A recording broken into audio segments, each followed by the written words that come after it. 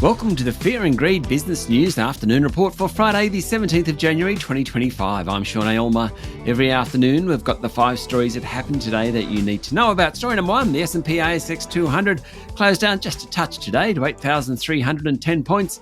Industrials did best, while the financials and telcos were among the worst, though it wasn't really a big trading day. Among the large caps, the banks were sold off, having had a pretty good week. Commonwealth Bank, National Australia Bank, Westpac and ANZ were all down around 1.5%.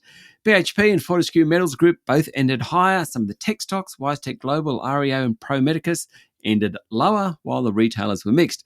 In economic news today, the official Chinese growth rate for last year was announced, 5%, right on target. Following some pretty big stimulus packages at the end of last year, 2025 is looking somewhat problematic for China, given the ascension of Donald Trump and his tariff rhetoric.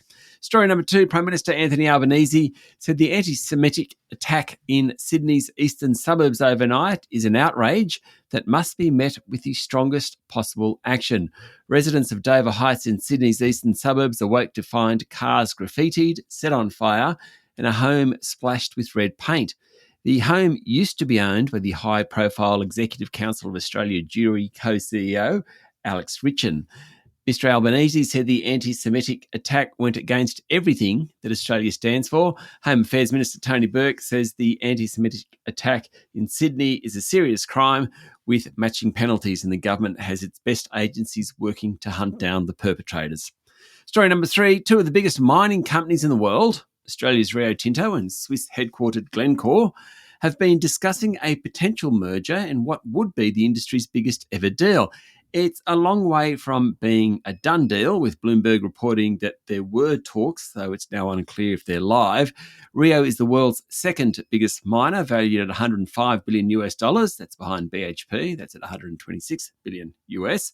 Glencore is valued at $55 billion US. Both Glencore and Rio own some of the best copper mines in the world. However, Rio, like BHP, still depends heavily on iron ore to drive its profit at a time when China's decade-long construction boom is drawing to an end. Glencore, which previously proposed a merger with Rio in 2014, has been among the most aggressive deal makers in the sector. Rio's share price closed lower today. Story number 4, a SpaceX Starship rocket broke up in space minutes after launching from Texas this morning, forcing airline flights over the Gulf of Mexico to alter course to avoid falling debris. It will also set back Elon Musk's flagship rocket program, according to a report on Reuters. SpaceX Mission Control lost contact with the newly upgraded Starship 8 minutes after liftoff from South Texas. It was carrying its first test payload of mock satellites, but no crew. Video shows orange balls of light streaking across the sky over the Haitian capital of Port-au-Prince, leaving trails of smoke behind.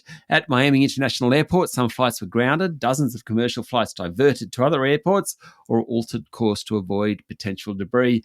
The Federal Aviation Administration said it had briefly slowed and diverted planes around the area where space debris was falling, but normal operations had since resumed.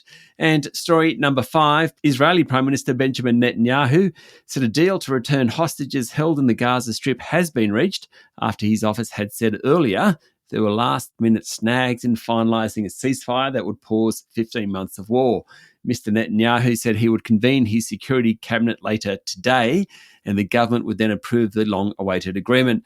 The pause in fighting in the Gaza Strip will result in dozens of hostages held by militants in Gaza being released in exchange for Palestinian prisoners held by Israel. It would also allow hundreds of thousands of displaced Palestinians to return to the remains of their homes in Gaza. Meanwhile, Israeli airstrikes killed at least 72 people in the war-ravaged territory in the last 36 hours. That's it for the afternoon report for Friday, the 17th of January, 2025. Make sure you hit follow on the podcast. I'm Sean Aylmer. Enjoy your evening.